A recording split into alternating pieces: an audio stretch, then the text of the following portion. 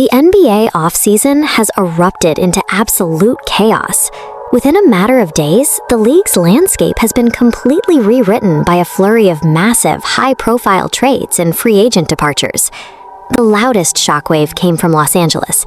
After 8 seasons, LeBron James walked away from the Lakers to sign a staggering 2-year, $8 million deal with the Philadelphia 76ers. Right alongside that, Giannis Antetokounmpo was shipped out to the Miami Heat, and Kawhi Leonard packed his bags for a highly unexpected return to the Toronto Raptors. If you listen to sports radio right now, you'll hear the exact same theories. Pundits are blaming inflated egos, toxic locker rooms, and superstars forcing their way out. But the truth is entirely disconnected from locker room drama. These front offices are executing acts of desperate financial survival. The current system has transformed free agency into a mechanism for risk management, where every signing is a calculation of talent against the threat of total roster insolvency.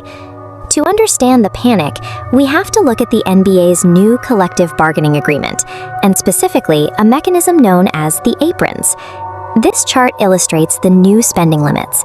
You have the standard salary cap, the luxury tax line, and then 2 strict spending thresholds above it: the first apron and the much-feared second apron. When a team's payroll crosses that red line into the second apron, severe penalties immediately lock in. A team loses the ability to aggregate salaries and trades, they lose their taxpayer mid-level exception, and their future first-round draft picks can automatically drop to the bottom of the draft order. Hitting that threshold effectively paralyzes the franchise.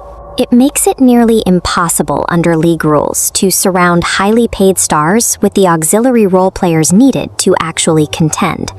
Because of this, general managers are now absolutely terrified of carrying multiple max salary contracts at the same time. The math simply does not work. This invisible financial trap is the actual force pushing front offices to hit the eject button on proven superstars.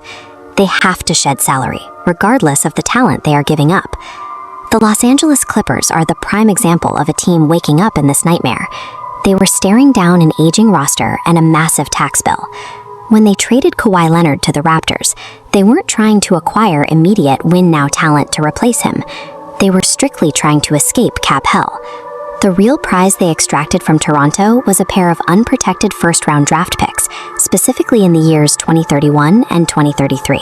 To see why that matters, we have to look at the timeline of the league's current regulations.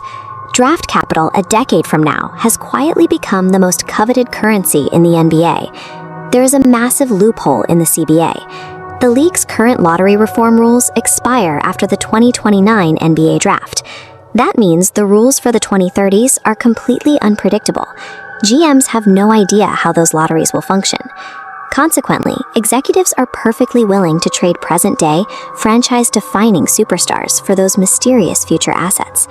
It's the only reliable way to maintain financial flexibility and avoid the apron entirely. And while front offices scramble to balance the books, the players are caught entirely in the gears of this machine. Take Jaylen Brown. Fresh off leading the Celtics to an incredible regular season, he found himself openly dangled in trade rumors for Giannis. Teams recognize they must consolidate their top-tier talent before the apron rules lock their rosters in place. That logic leaves loyal, high-performing players feeling completely alienated and demanding a way out.